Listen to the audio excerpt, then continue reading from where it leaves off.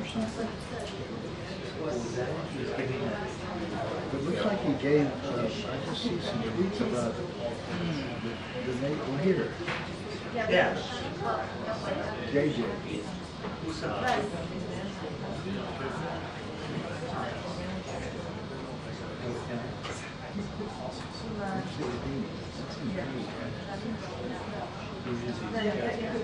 We didn't say we were going to do it. Yeah. We said we would do it. 340,000? Yeah. You bet, yes. He just bought the house. We're back together again. It's all new to him. Well, it's been a thrill so far. It's air conditioning. I will say, you know, the air conditioning has something to be said for you that It's a full working not been running around. big time.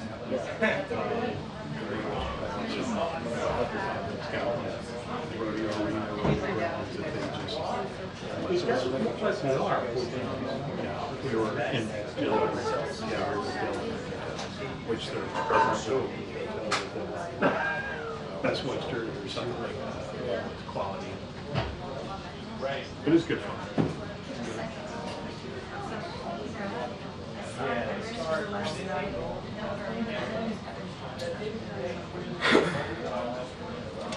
And so, yeah, a few of us drone pilots provided the entertainment.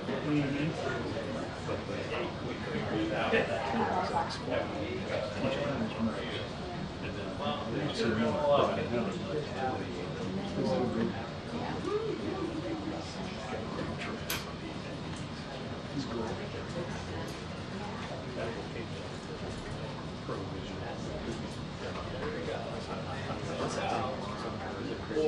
I didn't get to see it, but I mean, I know that those things are $30 bucks. Got big plans for it, obviously. But you know what, Sean Savage is pointing back, so that made me say that.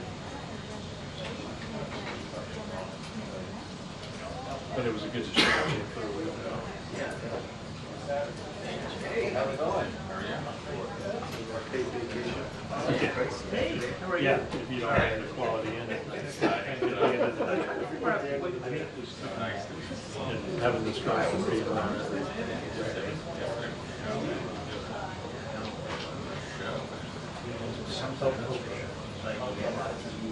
Yeah. Yeah. And then you don't even. Did he make any particular movies? It's,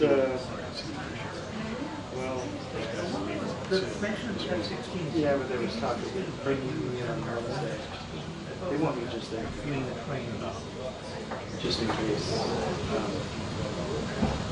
But I'm not sure. What's his deal?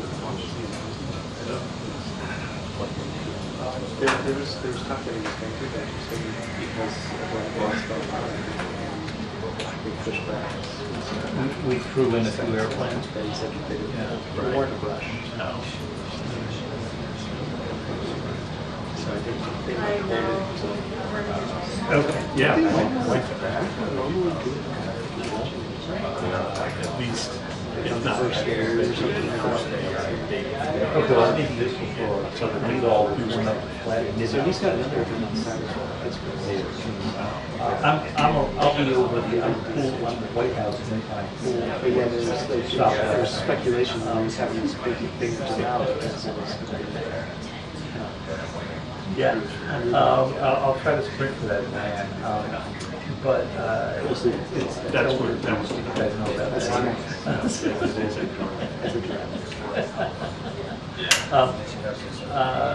But as like Stefan Oval was saying,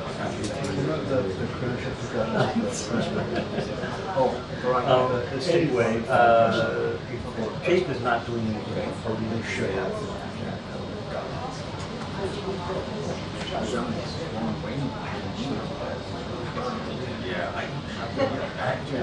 I got a confirmation. Was there any moment that we played together during the first, working scripts? I think the second, the thing for hard pass holders was like a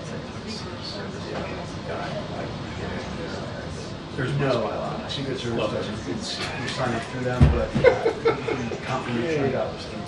Fun. Yeah. So Where's that's why we these signed up through the Secret Service. And then, are you coming out with that next week? Way over on the side. So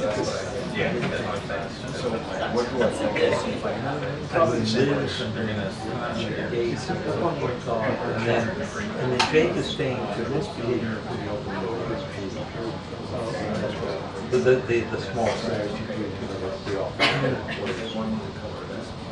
I guess that's I think he did that, Yeah, no, he did, we were giving him.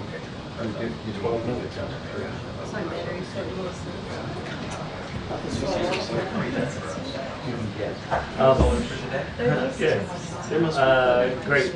Okay. yeah, exactly. They'll drag it out.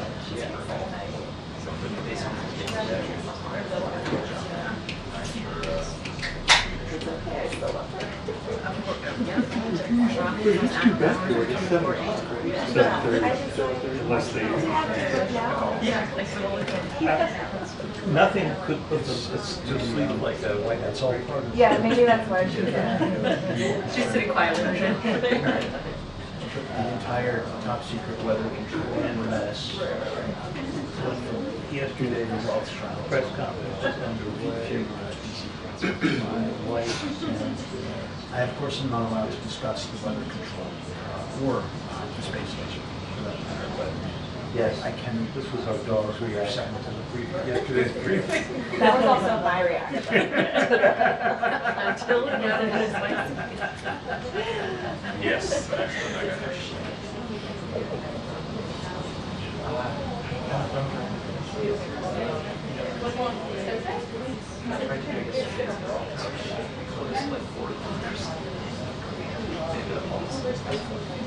The state. Yeah, I went yesterday morning. It took like half an hour with the thing, but it was once like the guys in the front, they just scanned the thing and it was done.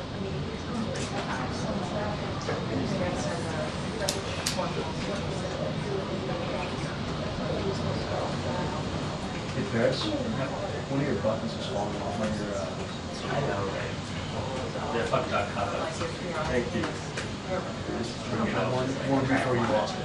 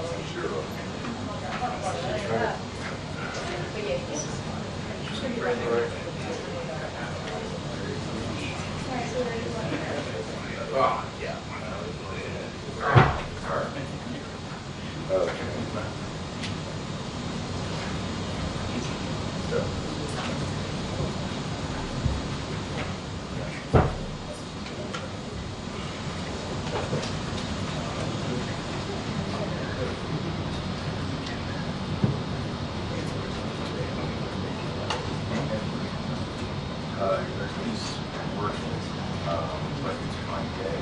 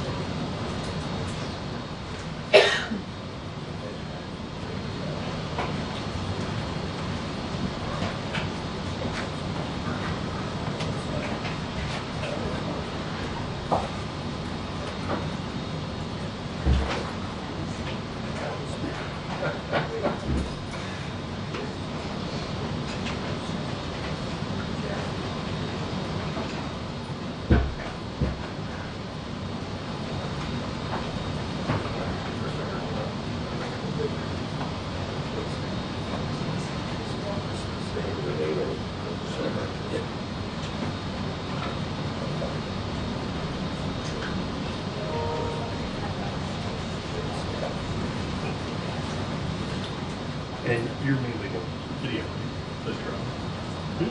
No? No. I shoot video for our video team. Right. But when I launch them, then I shoot still.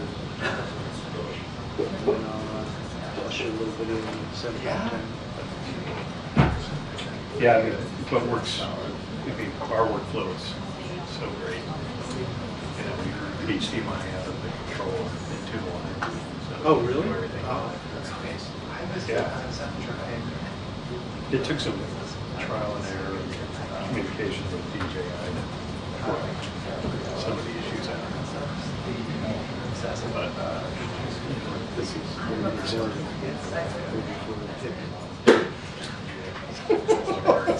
And where does it just like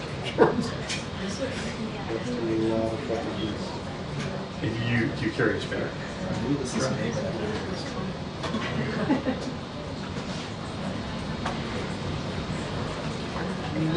I was done with the workday at that point. And I guess you don't have much need for like the thermal. It's just there for like.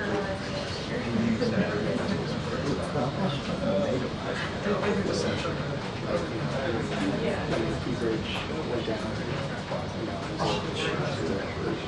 Outside shit. I mean, she's got one. Yeah. I mean, it got something. Yeah, the Matrice will do 80 times. Yeah, it's ridiculous. It doesn't hold up. Oh, It's sure. just small. Yeah, it looks fine on the screen. Yeah, exactly. As long as it's. Exactly. Okay.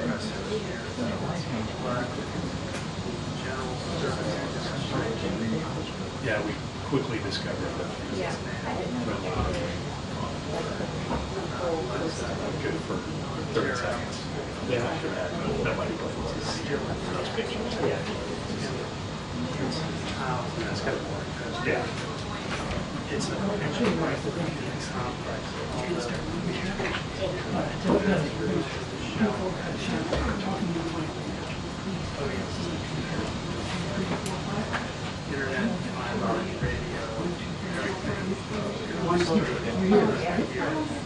there a way anyone can go right here?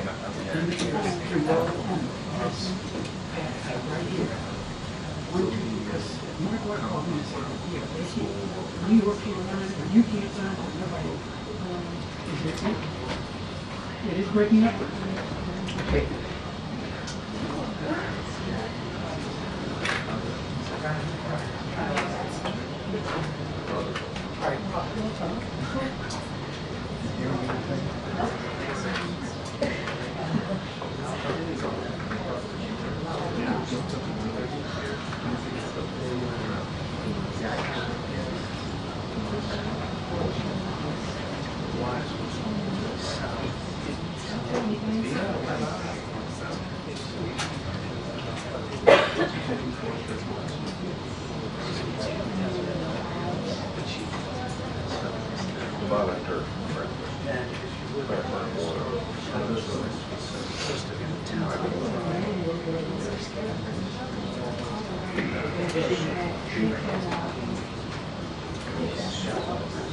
And you tie your stuff to line. Yeah, I mean, I took the college just to get the flying. Yeah. Yeah. Yeah. They told the controllers and And I was pretty nervous. first time I ripped it off. Yeah. And then like the very For the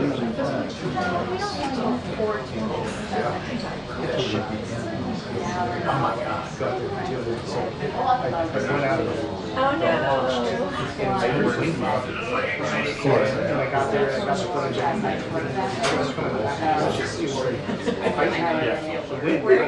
so like hopefully you think it's coming out you, but it's literally and I was running out of So you just I was such a fucking amateur. I was just like, I have enough battery to get me back. And I was, Especially in the no. return to home or no? You were still. I didn't even get over there now. I was just trying to Which fly is manually. good. You probably wouldn't have made it. Yeah. You can return to home because then it goes through the whole, the levee stop. Okay. If it rises, then it starts. Yeah. By the time it It goes through all ended up, that. I ended up, it was probably 4 or 5 yards from me. Oh, good. And I was like, you know, it was like running on fumes, and I saw grass, and I just landed it, and then, at least it's in its position. Yeah, it was crazy. I was like, okay, that's not gonna happen again, so when I launched the next day, Jim was yeah, so it's a couple of guys. Also flying? Yeah, and we were all talking to each other, like, okay, you fly out there, do it, I'll watch you. Yeah, I mean, just like I said, we have the most rigid flight. Yeah. Once the battery gets 40%. Yeah. Turn it right. And we still, at some flyways, just because if you don't calculate the wind right, it's not going to be like, These guys I was doing a story on this, you know, that highway in Alaska that goes all the way up. Yeah. The truck drivers drive. Yeah. I was doing a story on that. And he was flying over one of the pipelines and didn't realize, I guess, every 100 yards there was a radar signal that's coming in, so there's a loop in between one of those, they Yeah. can't find it. So he was flying the drone over it and hit that signal and flew off. He's like, and his is white, in the fucking snow. Yeah. I have no idea. It took him hours. oh, well, you know, they were flying. Yeah, an update is fine. Hi. What's it got over, you know, anywhere near it, they all just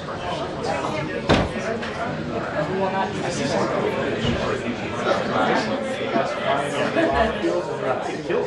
Yeah, but you get the footage as it's going. Right, yeah. That's kind of, that's pretty much what you can bring the stealing that print, recording that. Yeah, yeah. Yeah, and then of course, anytime we've had an incident, just more than she'll go any. He's been like super calm, well, I just like. I mean, they had some just that were not found, Because we still haven't been but if it's repairable, or they want to back on the like, stuff we're trying to definitely.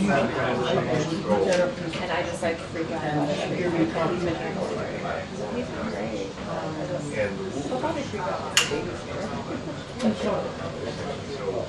He's been great. Somebody was asking about it. Somebody was asking about But I just both of us are just we closed last week We'll finally. take this obviously around till the deadline when we walk out the door. And we finally closed. And we were gonna move it on Saturday, but that's. That's because it's, Or, yeah. in addition to that, when you put on a light plus one, on a separate wireless, I'm talking about both. No, but I'm giving you two wireless to do the same thing. Because the other was not working, so I just ran a wireless. So you hear both, correct? Okay, very good, bye-bye.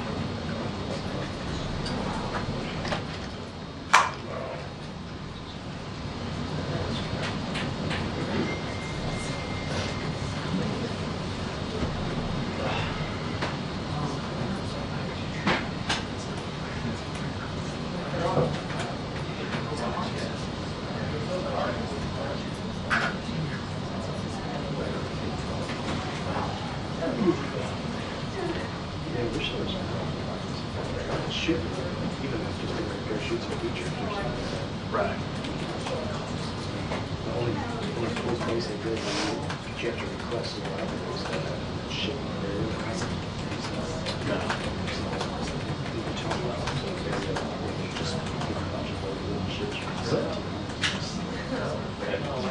It's cleared up. You can see it.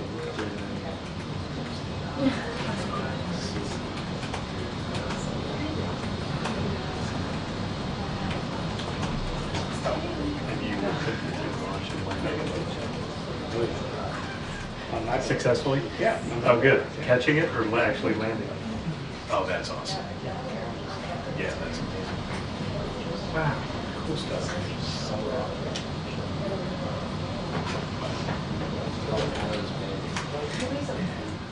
Yeah.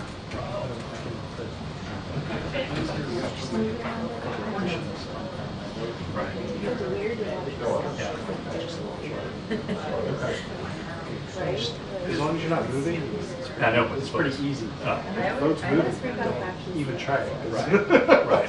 I mean, just like drifting, still too much movement. Or you can just. Like as long as your motor's off, and it takes a little bit to land it and stuff and everything. But it's, I had a friend who was trying to launch. Was driving around and just as soon as he got it, it's back at you because you're moving. I'm like, dude, what are you doing? Wait long enough, it will make dinner for you. Wait long enough, it will make dinner for you. Before I had the license, Probably not till she's like. she was driving. We were doing You took some line guy in the late teens. he couldn't get it.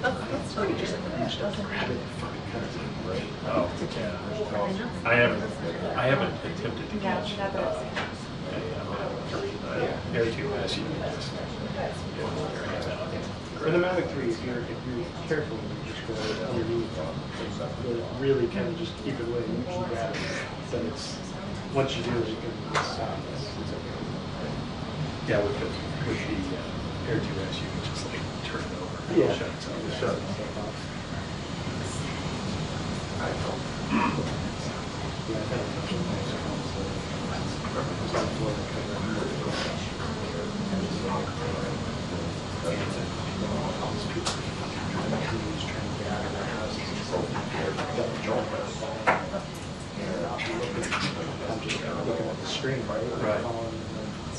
And it didn't hit it from the power. Lifted up and it just rose back up. Are you serious? It's the weirdest thing, like, because you know how the propeller goes. Yeah, yeah. It hit the line and it spun itself and it broke free somehow. And then it just went, and then it kept going. I was like, okay. Total so quick. It would have just smashed right into the water. Right. So all this, you just, with one rope, you put through all this. Just the one. We started. Yeah. Nobody dares charge the battery. Yeah, nobody even dares charge the battery. I can't imagine, with batteries sitting around for the last 4 years. Stay up in the air. No. Mine, the Mavic 3, if you're not pull out, it'll like something. Yeah, that's amazing. That's the best feature of that drone.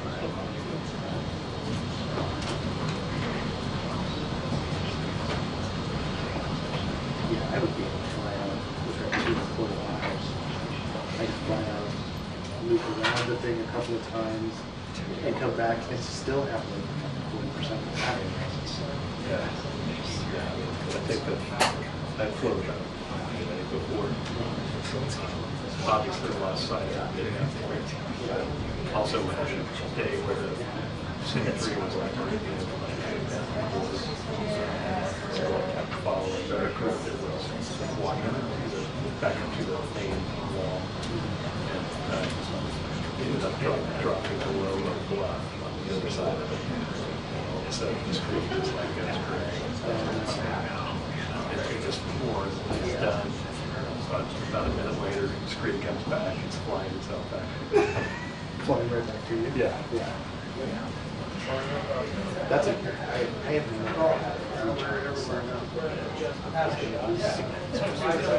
Yeah, supposed to. But then I also had I had just put a new battery on it. I had been flying for one shows 1 hour, commercial break, throw a new battery in and send it back up to start the next day. And I had it parked at like 2 feet over Rio Grande. And, they were counting me into the shot, getting ready to just like start my move. And the screen just goes gray. Oh, no. Just dropped out of the sky. 190 feet down.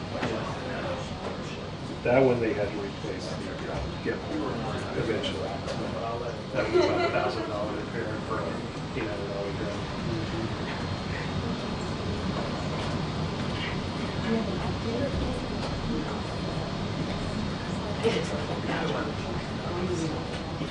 See you later. Cleveland's done for the day. I told you, no more transcriptions of the briefing. Came back in and got this.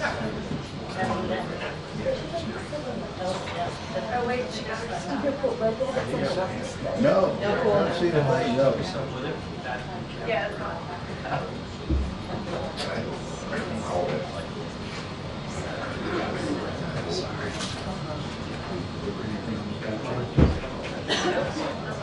Oh, yeah, oh, yeah.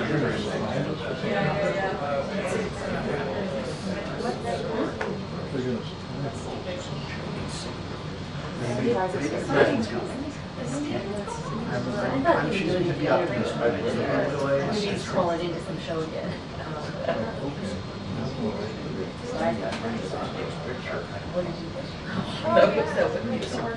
The dog.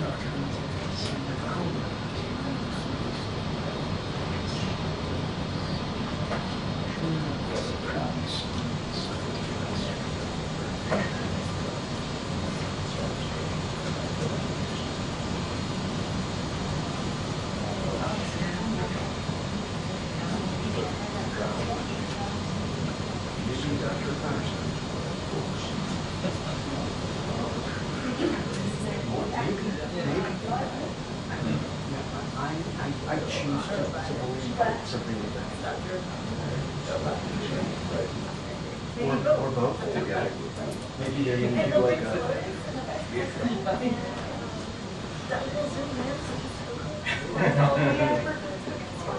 It'll be like a quantum, it'll be like a COVID break. Once.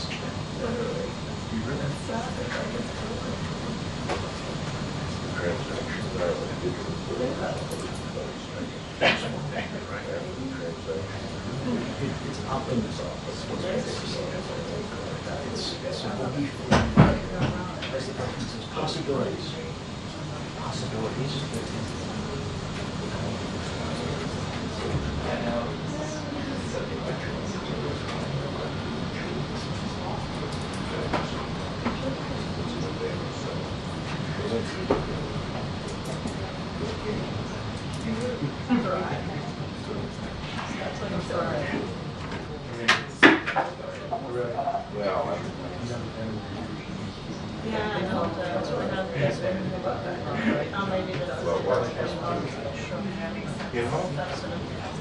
Yes. Oh, here we go.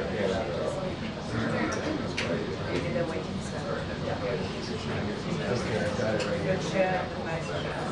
Who's speaking? Oh, do you think they're waiting for that? I wasn't engaged on it. They're speaking after the meeting.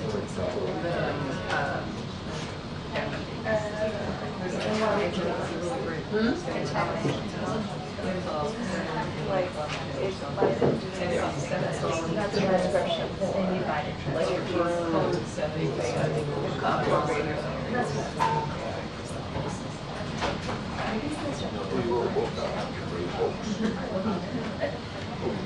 I mean, it's kind of. You know, this is the But sad thing.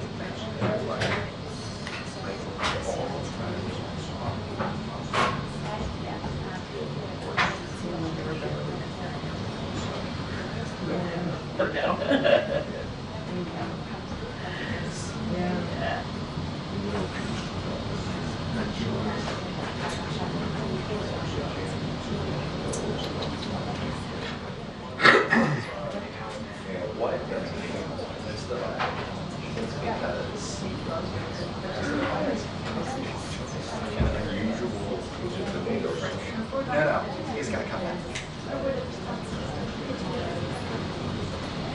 Who would you prefer? Also, what is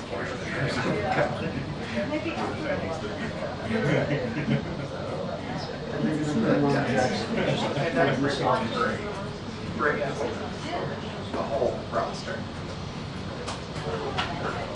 Maybe they're gonna sing the whole song and dance.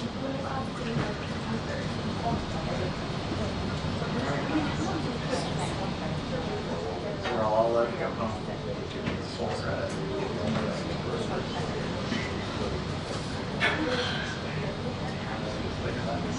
Like after 15 minutes. Yeah.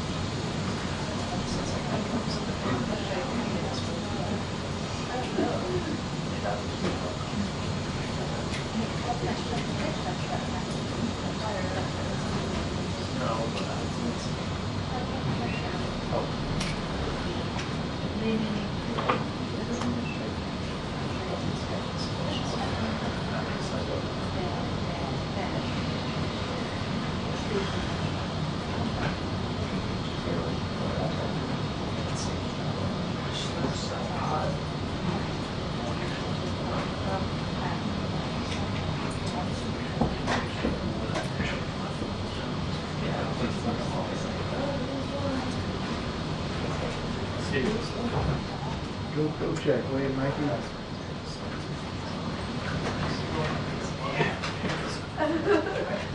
Seriously, I'll do that right after she She was, maybe she's a special guest.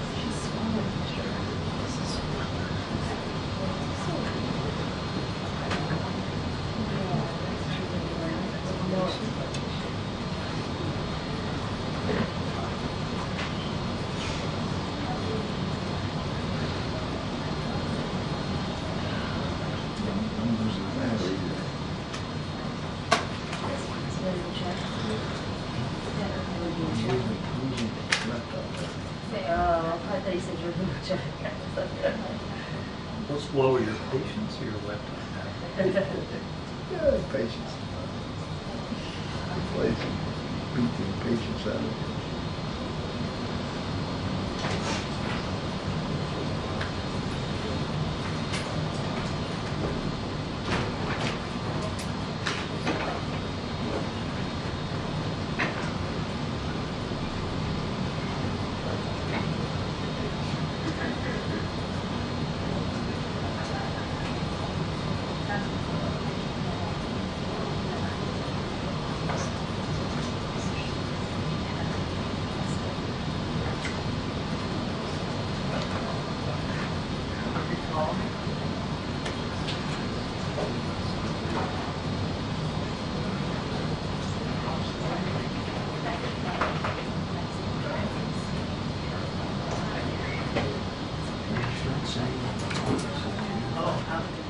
Get set it. Why? Coming up. She is. Okay.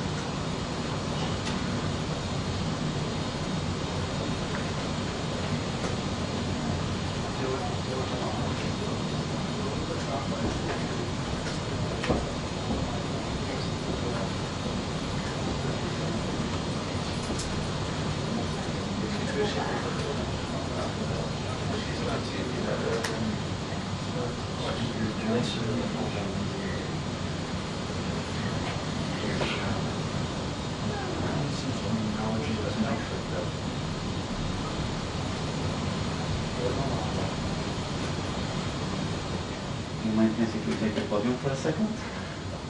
To take a picture. There's still time. Christina's from the Ukrainian section of Forbes. Yeah. She's covering the summit and it's a Historical moment. I think it's all right. Thank you.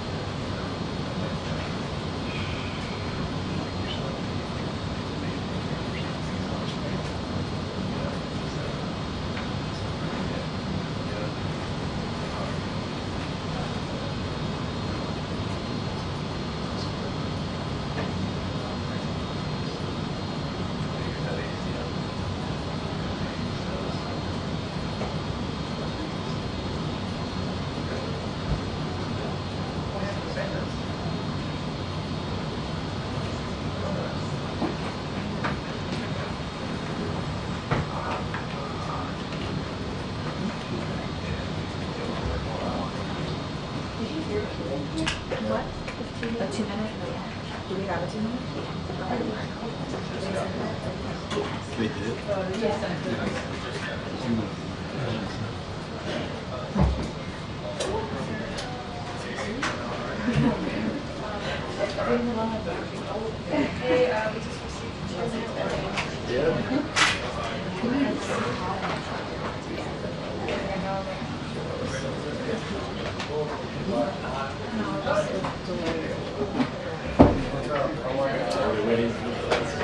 Press conference to get over the high school.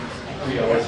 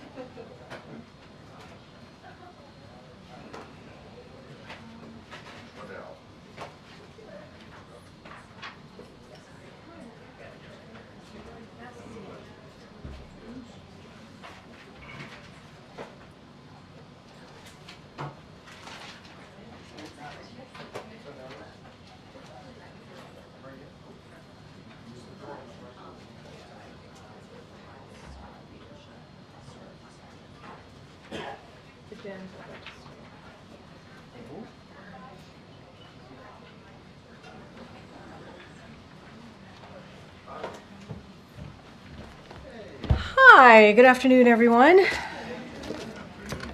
Really sorry for the delay. I just got out of the Oval Office with the President, who wanted me to relay a few new messages to you all on Hurricane Beryl.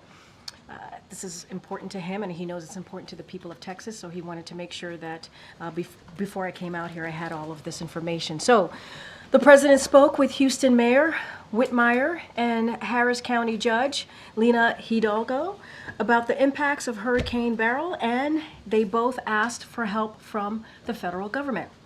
Because of the governor of Texas is currently out of the country, the president then called the lieutenant governor of Texas to ensure that Texans are getting the resources they need and deserve following this devastating storm. On the call, the president raised the need for a major disaster declaration and immediately approved it while on the call when the lieutenant governor requested it.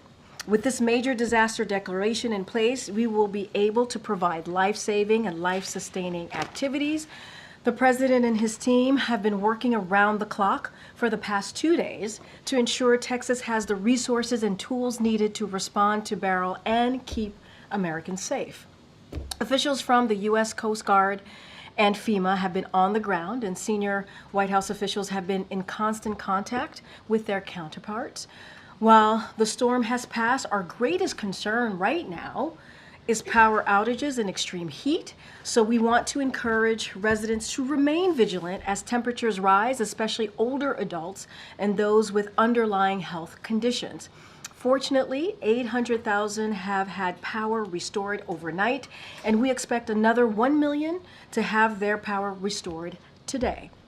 The federal government has also offered generators to help reduce the impact of the power outages. The president continues to take decisive action to help the people of Texas recover, and he looks forward to working with the state to get more critical resources to the people that need them.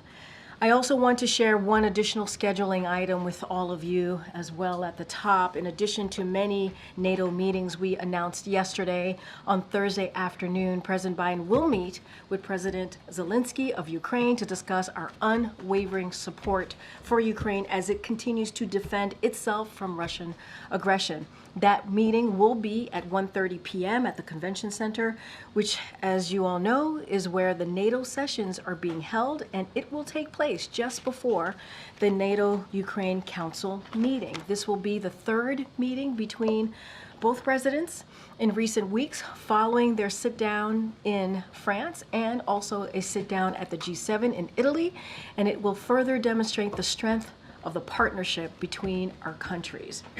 And finally, just a personal note here, I want to say a few words about Sam Michel here, who served as acting deputy press secretary for the good part of this year.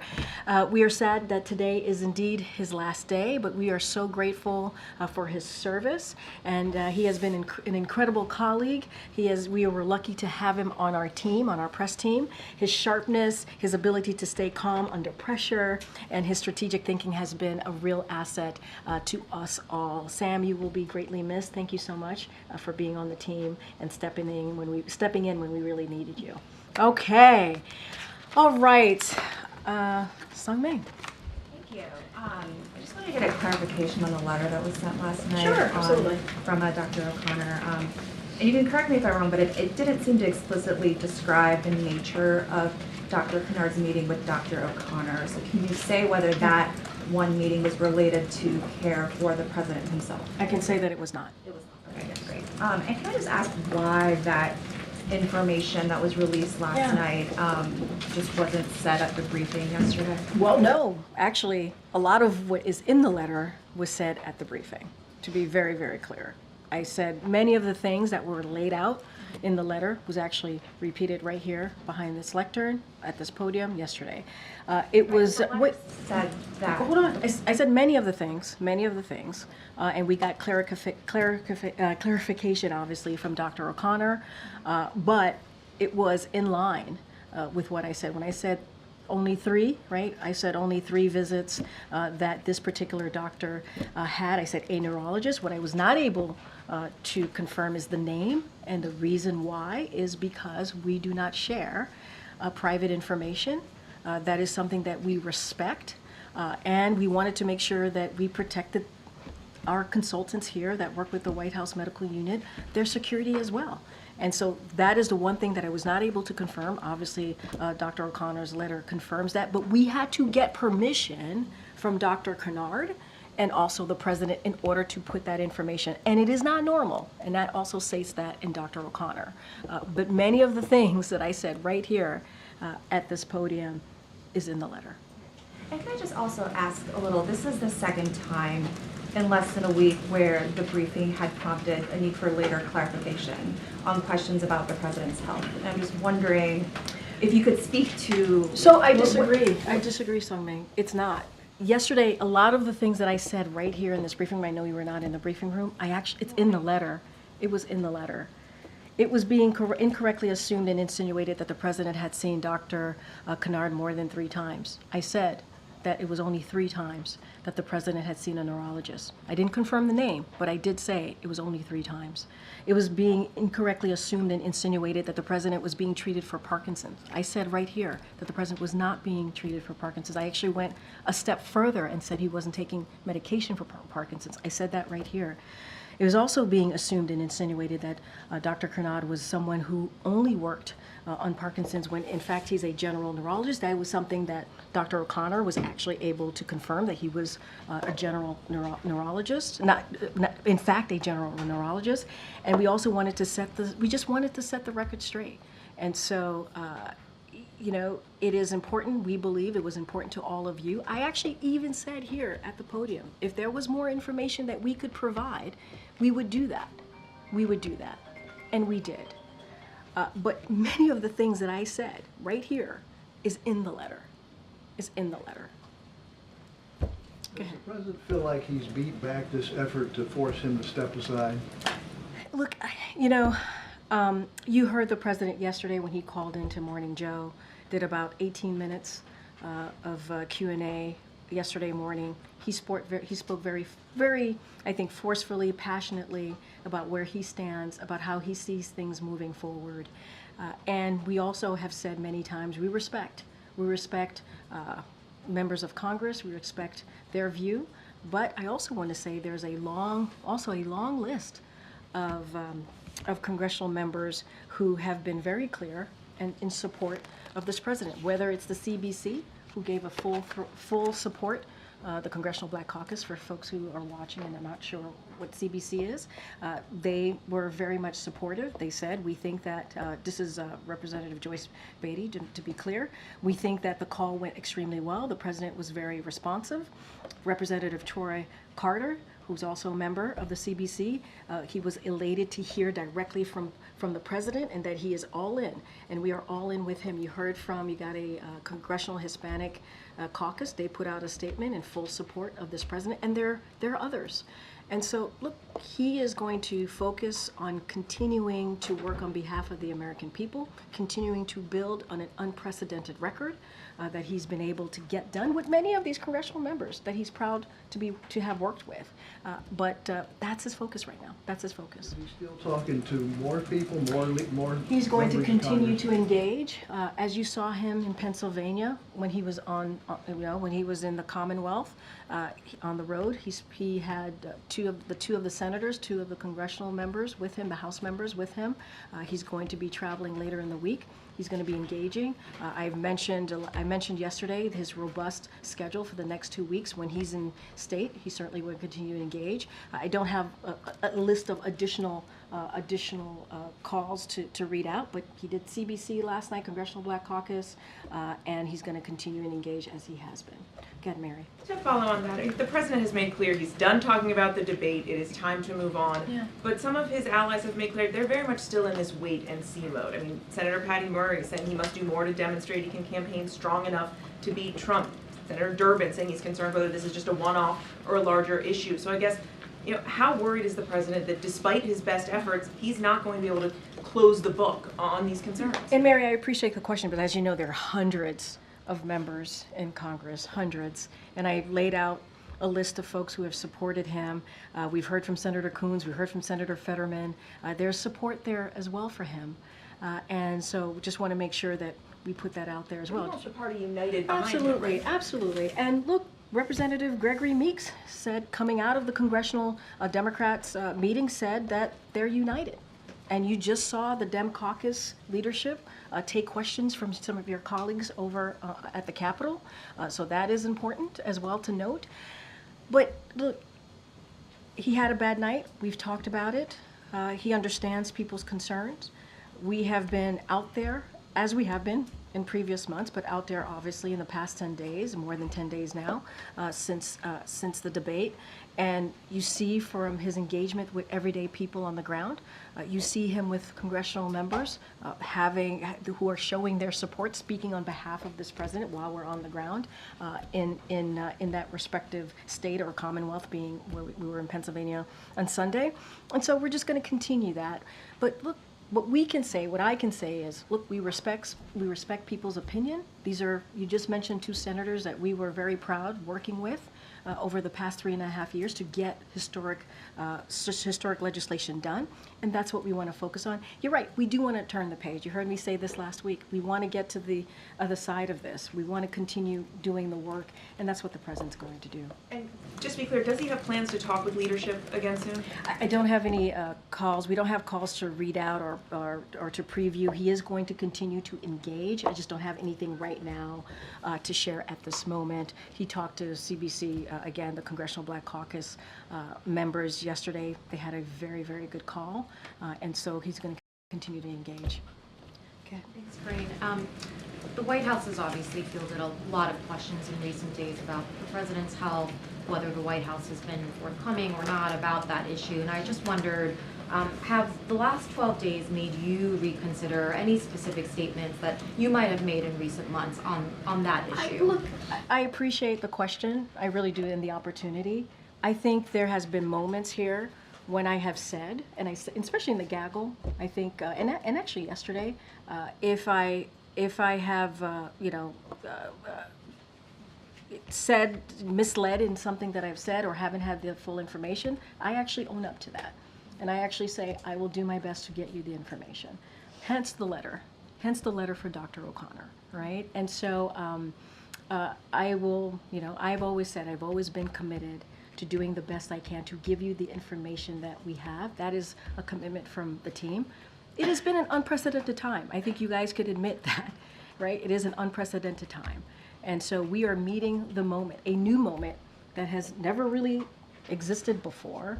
And so we want to make sure that we get you all the information that we have. And when we don't have it, we do try our best to provide that information. And so that is something that I'm going to continue to do. And I've always said it is an honor and a privilege to be standing in front of you every day, exercising in the freedom of the press. This is a briefing that is watched around the world because we lead in democracy, right? We lead in the freedom of the press and what that looks like. Honor and privilege, and I will continue to do my best to do just that. And we certainly understand, you speak on behalf of the president and you defend him, his actions, his positions, his policy positions included. Could I just ask you about one example, just going back, that comes to mind? September. In the past, you're talking about the last 12 days? I'm talking about recent months. No, well, you just said recently. It's been, we've been going back and forth. And so in the last 12 days or so. That's how, I believe that's how you asked me the question. I was talking generally. Okay. But if I could just ask you about one example. I mean, look, if you're going to ask me about something from months ago, it probably would be fair for me to, I probably won't be able to answer that right away, whatever it is that you're going to say to me. Come back to us. Yeah, I'm happy to do that. But it's also to say, hey, from September of whenever year, right? That is something that I probably should give a little space to kind of see exactly what you're speaking of. Okay, and that's fine if that ends up being I just want to make your sure that response. we Sure. kind of give some context here. Yeah. And you'll remember this. This was an event where the president called out Congresswoman Jackie Walorski, looked for her in the room even though she had recently died. You told multiple reporters at the time, and this was asked in multiple different ways. She was top of mind. Right. It was because she was top of mind for the president. I mean, would you, on that example, would you offer a different explanation? I would not, because honestly, I spoke to the president right before coming out that day, and that is what the president told me. It's not something that came from me. That is something that came from the president. So he was saying, even as he was looking for her in the moment, it wasn't in his She was top of mind. Okay. That is coming, as you just said in your question, I speak for the president. I speak on behalf of him.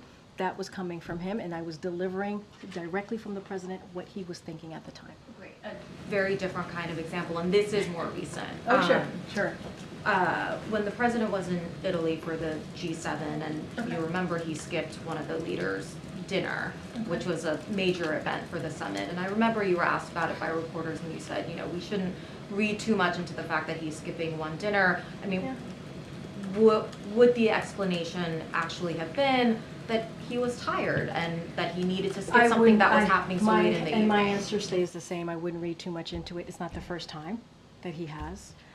He has a really busy schedule, and there's a lot going on. As you know, when the president is abroad, he has continued to do domestic stuff as well as meeting with global leaders.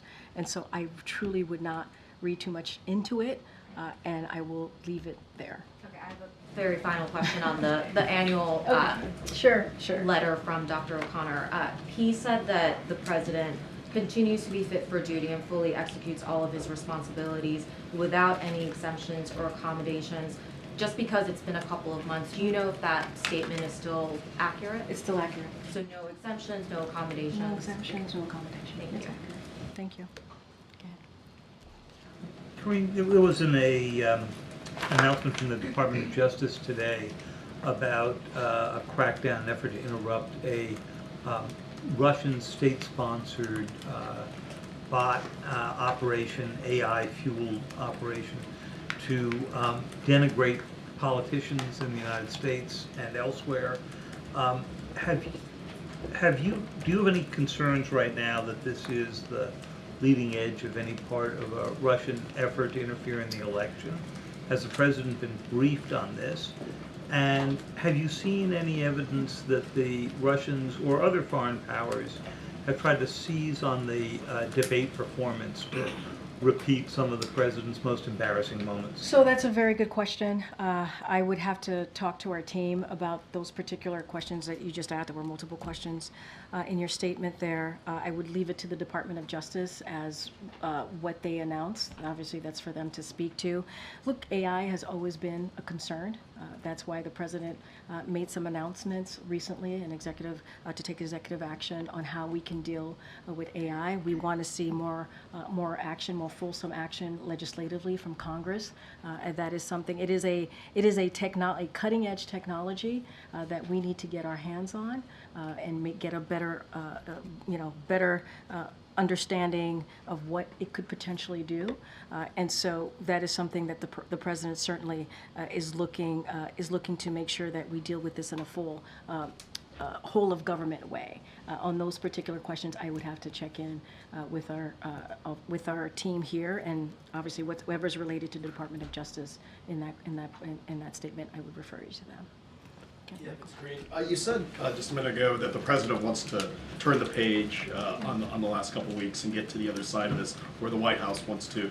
Has President Biden seen enough support over the last 36 hours from fellow Democrats in Congress to now start turning the page and look ahead? I mean, what's his reaction been to what he's seen since Congress has gotten back?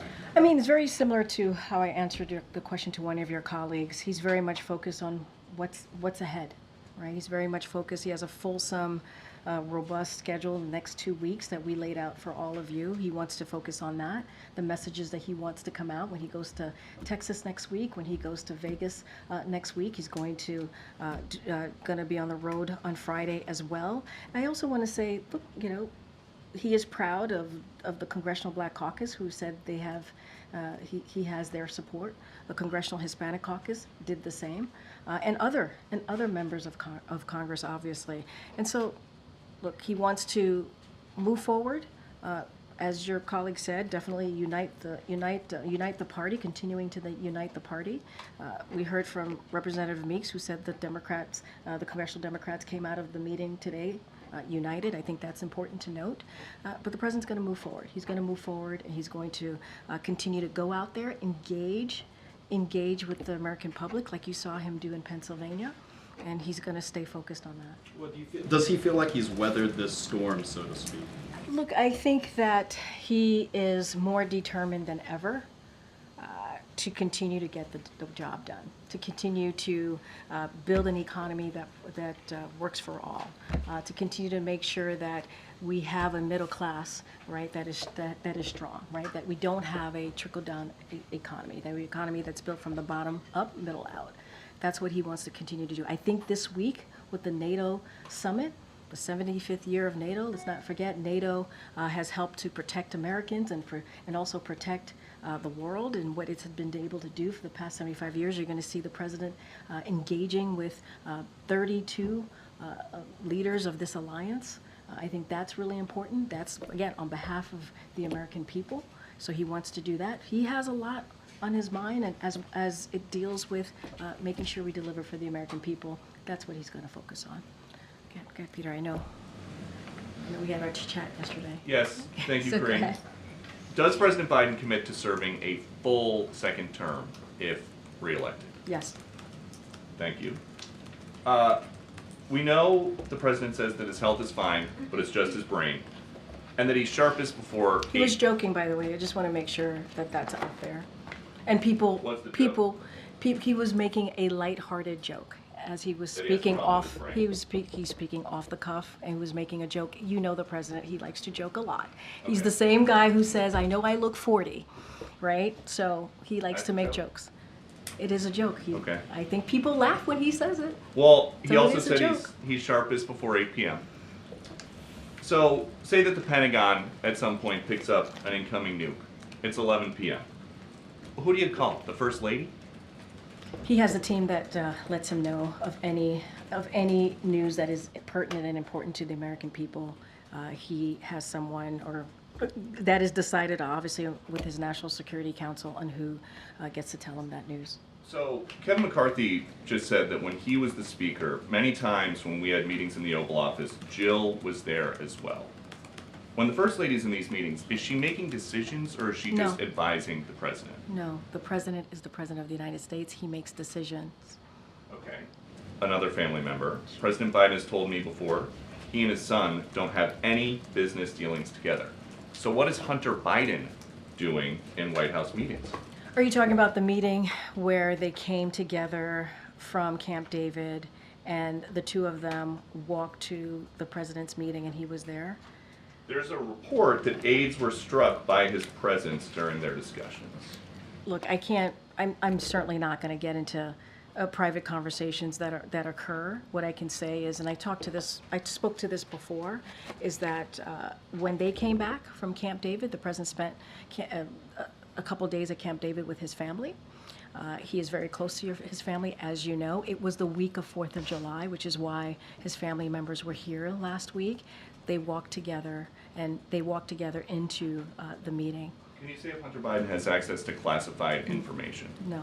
And are you guys just not, since February, testing President Biden for Parkinson's or for dementia? Because if he gets a bad result, it's all over that day.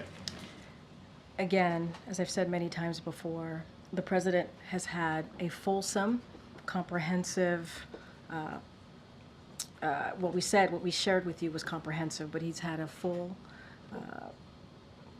physical. We've shown the results of those physicals this past 3 years. We showed it just 4 months ago.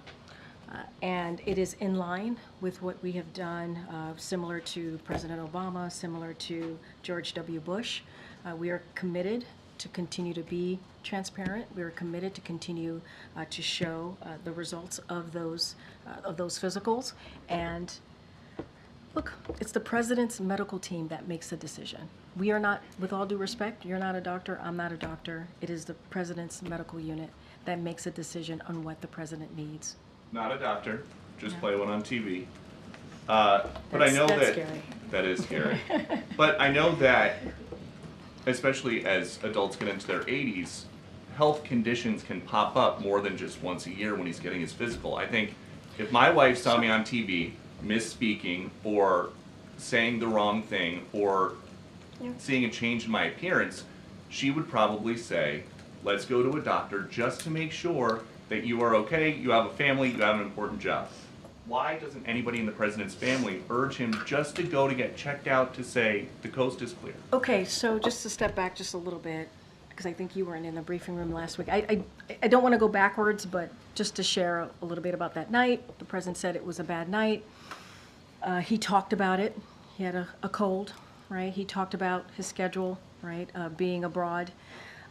And so we've spoke about what that night was like for him. And we understand what the American people saw, what you all saw. We've spoken to that.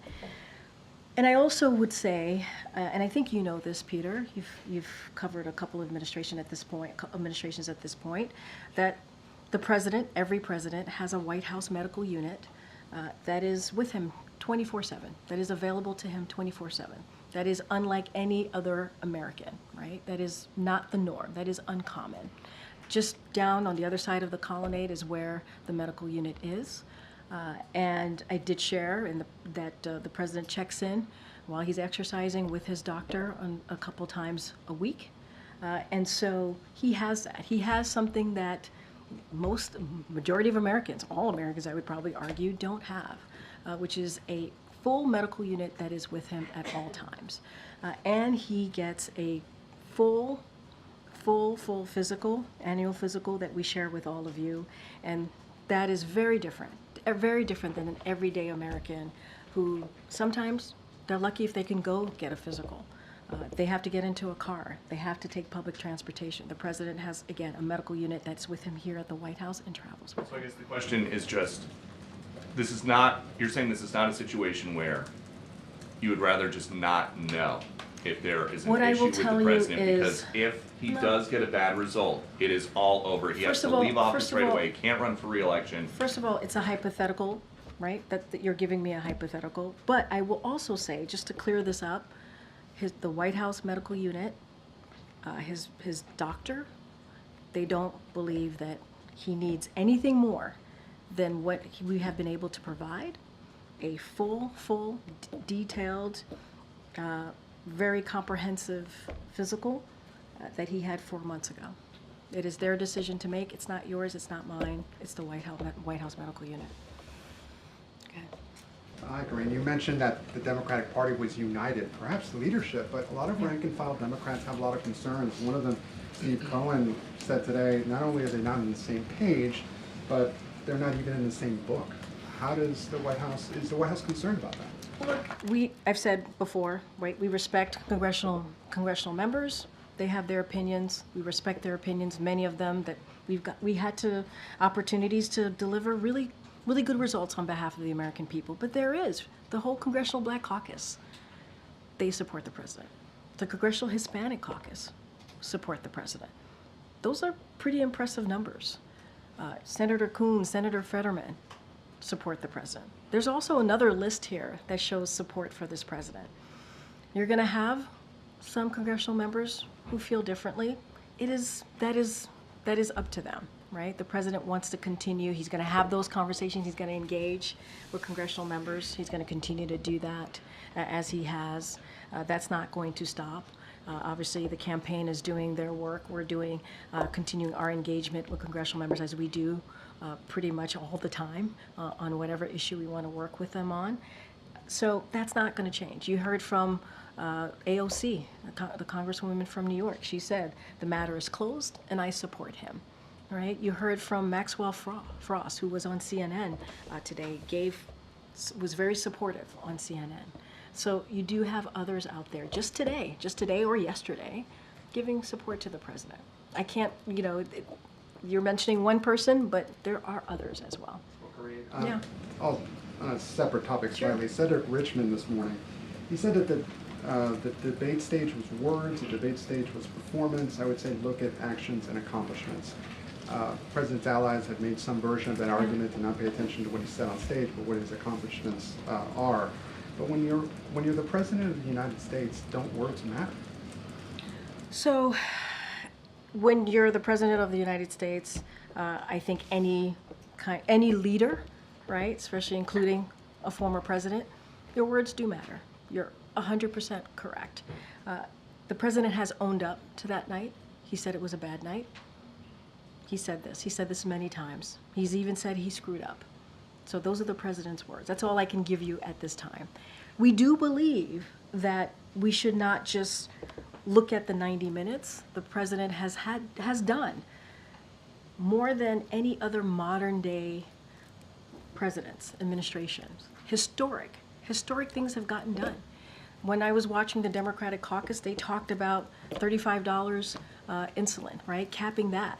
When you think about seniors who are paying hundreds and hundreds of dollars, we were able to get that done because of a very important piece of legislation that we moved through, right? And only Democrats made that happen. That's also because of the leadership of this president. And that's just one. That's a bipartisan infrastructure legislation. There's the CHIPS and Science Act. There's the PACT Act for our veterans. I mean, there are things that he's been able to do that elected officials, presidents before him have been trying to do and could not get done, beating Big Pharma. So there is a long list of impressive things that this president has been able to get done, getting us out of the pandemic, that we do believe is important to note here as well as an accomplishment of this presidency. Another question that I don't think has been asked, correct me if it has. The White House and also the campaign has said that he had a cold that night. He then went to a watch party afterwards, which you have brought up. I was at that watch party. If he did have a cold, why then push him to another event where he spent some 45 minutes along the rope line? I mean, and not just and I would add to that, it wasn't just a watch party. We landed at 2 a.m. in the morning in North Carolina. He greeted hundreds of North Carolinians in North Carolina. He woke up the next day in North Carolina, gave a speech in front of thousands of North Carolinians. No. I'm just trying to you gave me an opportunity, and I'm just using that opportunity, obviously, to lay out what the president did in those 2.5 days. Look, one of the reasons that we shared that he had a cold is because during the debate in real time, everybody heard his hoarse voice, and folks asked, and we were able to confirm right away that he had a cold, and that he was also tested negative for COVID. So we were able to share that in real time. So just also want to share that. Look, he pushed forward, right? Many of us have colds, and we still push forward. He's the president of the United States. He understands how important it is to continue to get up every morning, regardless of how you feel, right, to get things done. That's how this president is. I'm sure that's how many presidents before him were as well, when it comes to really not letting a cold get you down. And I think that's also why he pushed forward in the debate also on that night. So look, he pushed forward, tried to get things done, wanted to make sure that he had an opportunity. People who watched him do a debate, who were waiting for him, people at 2 o'clock in the morning in North Carolina who were waiting for him. He wanted to make sure that he engaged with Americans. And finally, Karine, this morning House Speaker Mike Johnson said, as he has before, that Democrats have been covering up the president's mental acuity for years. How do you respond to that, and has the White House misled Americans? So I'll say this, Americans out there, folks who are watching, who are not normally in the day-to-day of what's happening in this world, there is a comprehensive full comprehensive medical report on the website, whitehouse.gov. I would encourage them to take a look, read that report, and they can also read for themselves what his specialist, a group of specialists coming out of the medical unit decided on, what they examined, what they saw, what they reported on. I think that matters as well. It is a group of them that come together when it comes to doing their physical. It is extensive physical. And so there is something there for them. It's transparent, it's out there, it's for them to read, it's for the American, not just for you, for the American people to take a look. And I think that's important to note as well, and that's what I would share with them. Okay, and I'll come to you, Ed, in a second. Okay. Thanks, Karine. The president said yesterday in his letter, in his interview, that he talked to a wide range of voters. He overwhelmingly heard from people that they wanted him to stay in the race. Our polling shows that 76% of Democrats think he is too old to run this year. How is he coming to this conclusion? Are you sure that a handful of events is giving him a representative view of swing state voters? So look, that has been, you all have asked me about polling and his age for, I feel like a year now. It's come up many, many times. And, I'm not going to speak to polls. It's not something I'm going to do from here. I'm just going to let the experts, the pundits, and all of you. He's saying he's conducting his No, own poll wait. effectively, I was about to answer a question. Just give me a second. Look, for the past 3.5 years, the president has been out there talking to voters. And if you think about, what he was referring to when he went to Atlanta right after the watch party, he literally did a rope line. Some of your colleagues were there. Some of your colleagues spoke to some of the folks who were there and heard from them directly. He heard from folks at the rope line. I mean, these are everyday, engaging with everyday people. That's what he did. Landed at 2 a.m. in the morning in North Carolina, hundreds of people there. He did a rope line, engaged with everyday people. The next day, thousands of folks, thousands of people were at the North Carolina event, and you heard chants, "Let's go, Joe. We love you, Joe."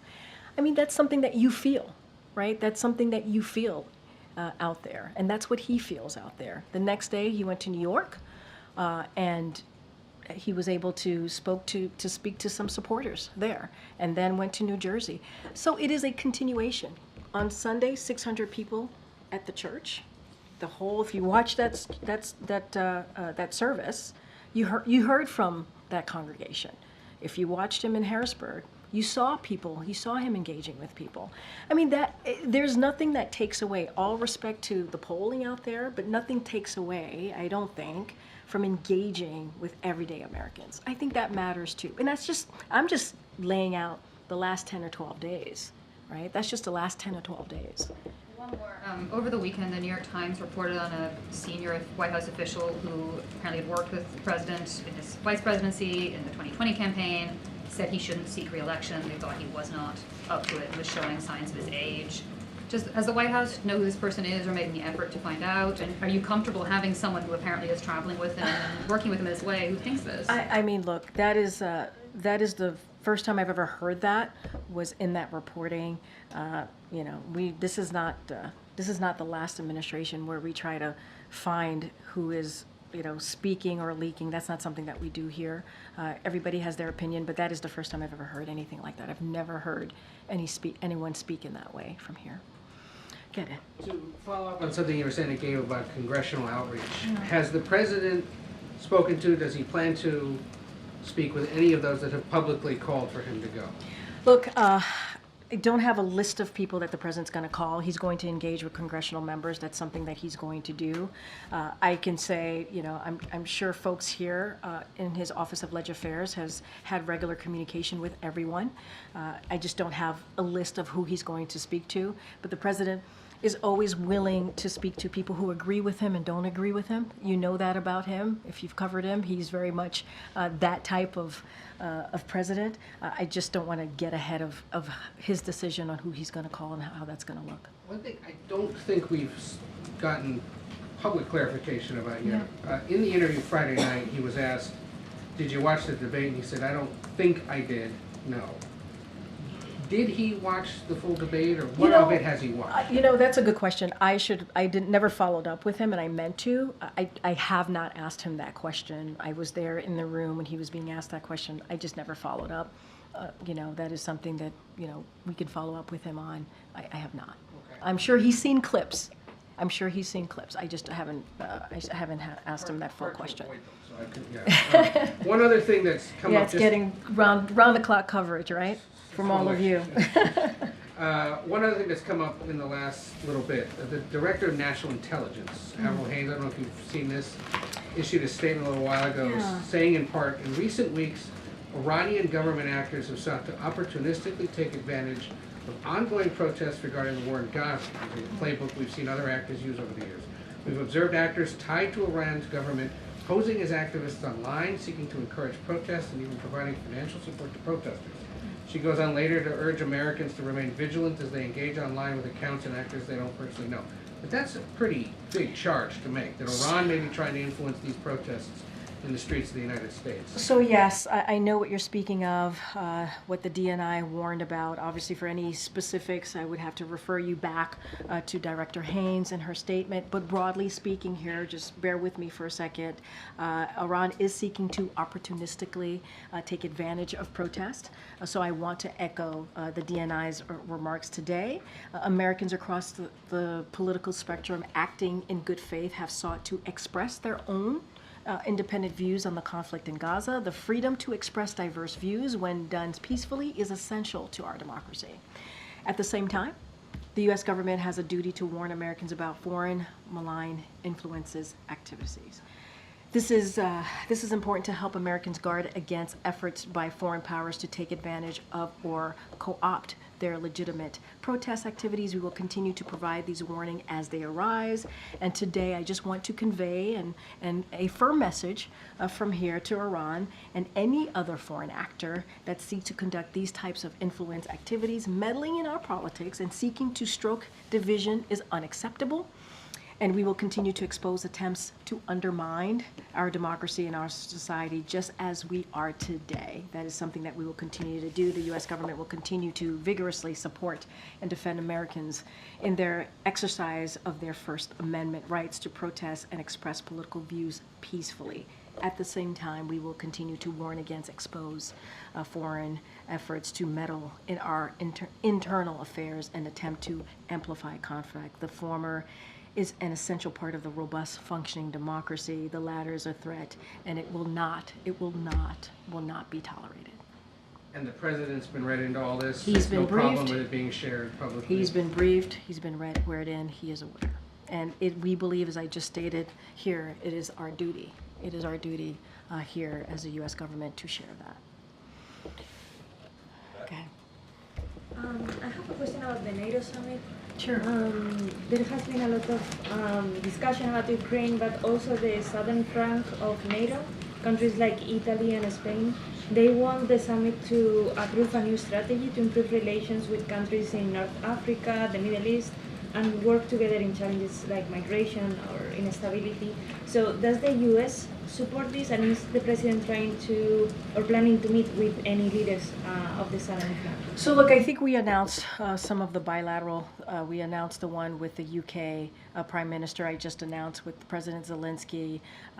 We will do our best. You know, the president is hosting the 75th NATO summit, so he's going to be pretty busy engaging with global leaders and obviously hosting the event. So if we have anything more to share, I know my colleagues at the National Security Council will do our best to share that with you. I'm not going to, we're going to have some deliverables, we're going to have some statements to make, declarations. I'm not going to get ahead of any of that. So I'm just going to let this summit begin and let the president actually lead these next couple of days. Does the president support this strategy? I'm saying to you, I'm not going to get ahead of the summit. We're going to have many conversations, many meetings here. I just want to be super mindful. You also asked me about any other bilateral engagements. We've already announced 2, and so just don't want to get ahead of anything else. Things happen. When the president is there, he gets pulled to the side. We do pull-asides. We try to share them in real time as quickly as possible. I just don't have anything to share outside of that. Okay. Sticking with NATO, are there any details you can share on President Biden's meeting with President Zelensky? Just any details on potentially what they might discuss? If Biden had said he would announce new air defense for Ukraine, will that come up at all? We will definitely, there will be more air defense that we will be announcing. Don't want to get ahead of the president.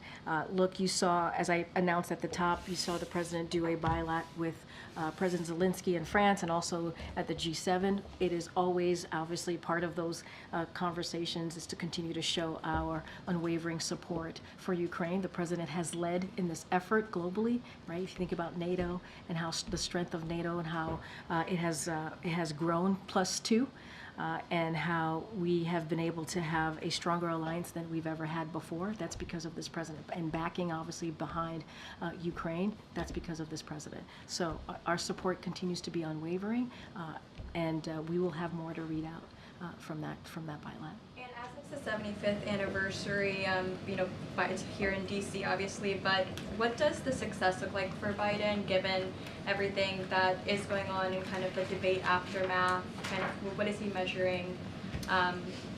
So I'll say this, and I've said this many times before as it relates to foreign leaders. And look, I'll say that the foreign leaders have had an opportunity to see what the president has been able to do in the last 3.5 years. They've seen that certainly up close and personal.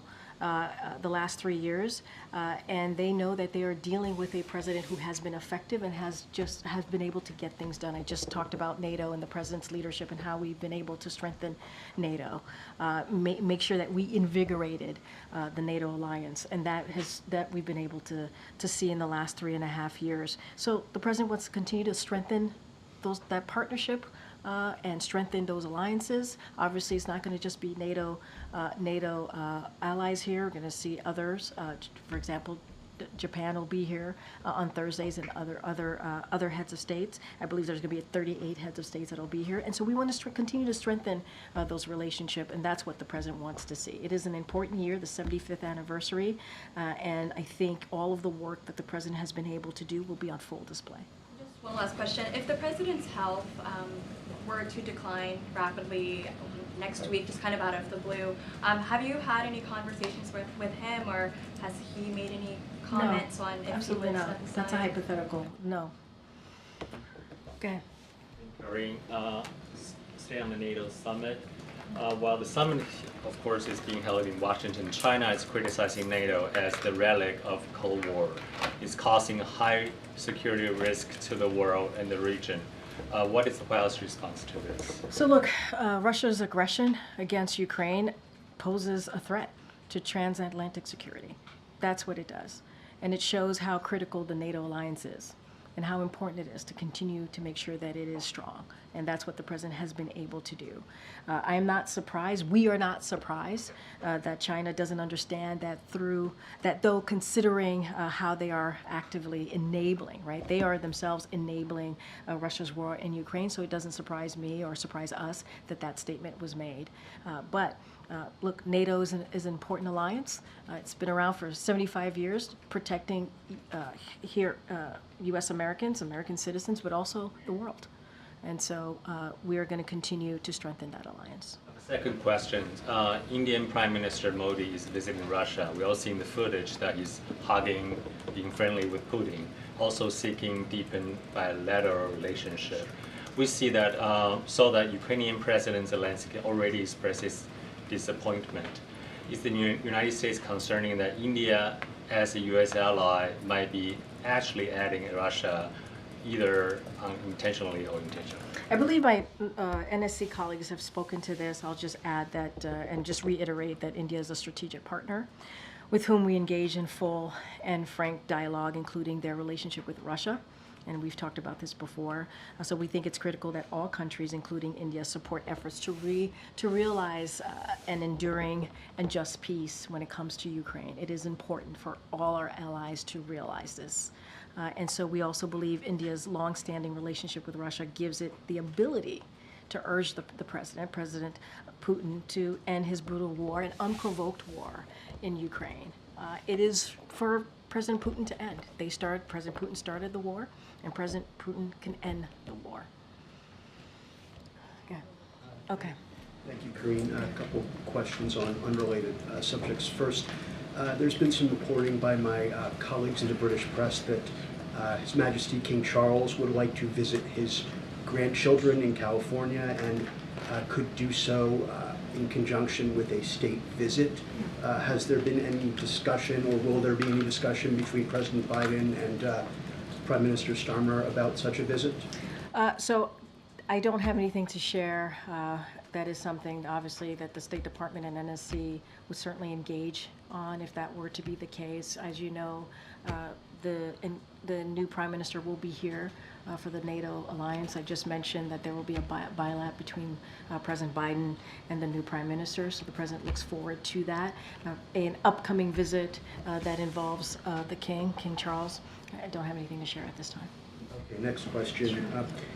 The President yesterday on Morning Joe said he wanted to make sure that the average voter out there still wants Joe Biden to be running for president. And you've rattled off a long list of campaigning engagements that he's had over the last 10 or so days since the debate. Those engagements, whenever the president travels, whether it's part of the campaign or official travel, there are advance teams. People who get near him are screened either by the Secret Service or the campaign or both. So how are these groups of people he's meeting with supporters of his? They are supporters. They get to these official events, these official campaign events. They are known to be supporters of the campaign. They self-select by coming to his events.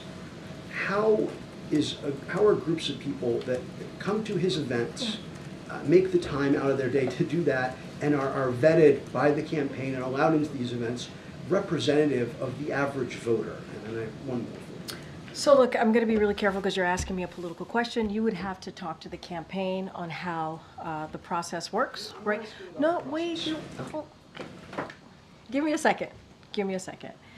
On how that process works on who's at these campaign events. So I just want to make that clear because I have to say that from here and make that clear. I would remind you that 14 million people, this is something that I can talk about, voted for the president in the primary. That's 87% of the vote. That matters. Those numbers matter. So that is kind of a reality, a data point that matters as well. And so I'll just leave it there. But I think it does matter. I hear the question that you're asking. He's still engaging with everyday people. He's still hearing directly from them. They're still sharing information, sharing how they feel, sharing how they see the future of his presidency, and I think that matters as well. As far as who's in the room, how that comes together, who's in front of him, you would have to speak to the campaign about that. Last thing, you've described his engagements with Dr. O'Connor on a regular basis as check-ins. That's what you described him having after the debate, a check-in versus an exam. Can you elaborate on what the difference is between a check-in and an exam? At these check-ins, does Dr. O'Connor or another staff member take the president's vitals or anything like that? So I've talked about this on Friday. They're verbal check-ins with the president. They check in. As the president's exercising, that's usually how this happens. And they're not a medical exam. I said this already.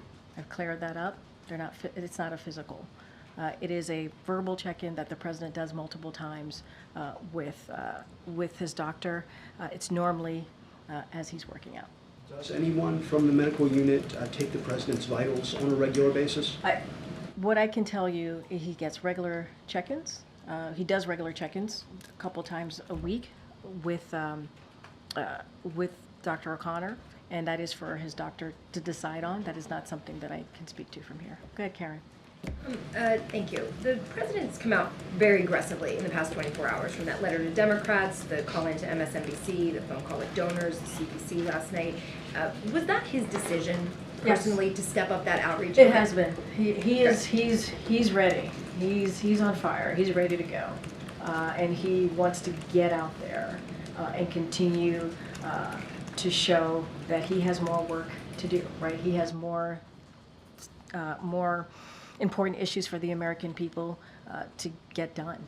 And so he wants to get out there. He's always has, though. I mean, the last 2.5 years, 3 years, 3.5 years, he looks forward to getting out there, speaking directly to the American people.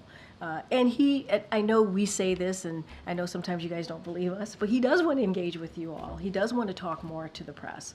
And so now we're certainly going to continue to create opportunities to do that. He's done interviews 47 times in this year alone, and we're going to continue to create opportunities to do this. We're going to get out there so he can engage with the American people more directly. So we're going to continue to do that. But in terms of, especially in the last 24 hours, that type of outreach to ease concerns among Democrats about his campaign continuing, was there something specific that he heard or read that prompted this, would seem more like a flurry over the last 24 hours, that didn't happen last week? We really saw him doing more. I get it. No, I get the question. Look, I wouldn't say there's anything specific. This is something that he wanted to do.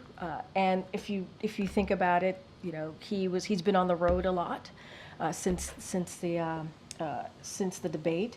He was on the road on Friday, he was on the road on Sunday, and then right out of the debate, right, he did about he did 2.5 days of going into about 4 states. So he's just been on the road, busy, engaging with Americans.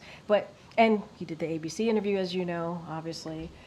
And so he wants to do more. He wants to do more. There's nothing specific, but he understands. He understands what you all saw, right? He understands he had a bad debate. He understands that what Americans saw. So he wants to go out there and continue to prove to all of you that he can continue to do the work and the job. Feel that outreach is working to ease those concerns after the bad debate? I mean, look, I think he's, this is kind of the questions that I got from other colleagues. He's hearing directly from the American people, and I think that matters. I think him being out there and Americans seeing him directly, being able to touch him and ask him questions and see him face to face, I think that matters. And so, look, we're going to continue to move forward and do what we have to do. All right, I think I can take one more. Go ahead, Ariel. Thank you so much. So we've seen the president being on the ground more, but we've also heard a slightly new tone from him. He said he was frustrated with the elites of his party. He dismissed polls. He criticized media coverage, saying that journalists get election results wrong. So is this the kind of tone we should expect to hear from him going forward? And does he believe this is the kind of tone that the average voters, as he says, expect from him? Look, I would say this. I think what we've seen the last 10 to 12 days is certainly fundamental to the Joe Biden story. He is someone that is certainly counted out many, many times in his career. People tend to knock him down, and you hear him say he gets back up. This is the story. This is the story of him standing up for himself, standing up for millions of Americans, and certainly millions of Americans who back his leadership. And like him, care. They care about working people. They care about getting things done. And it really truly is who he is at his core, to fight not just for himself, but what he believes in. And he has seen this over and over again. People count him out.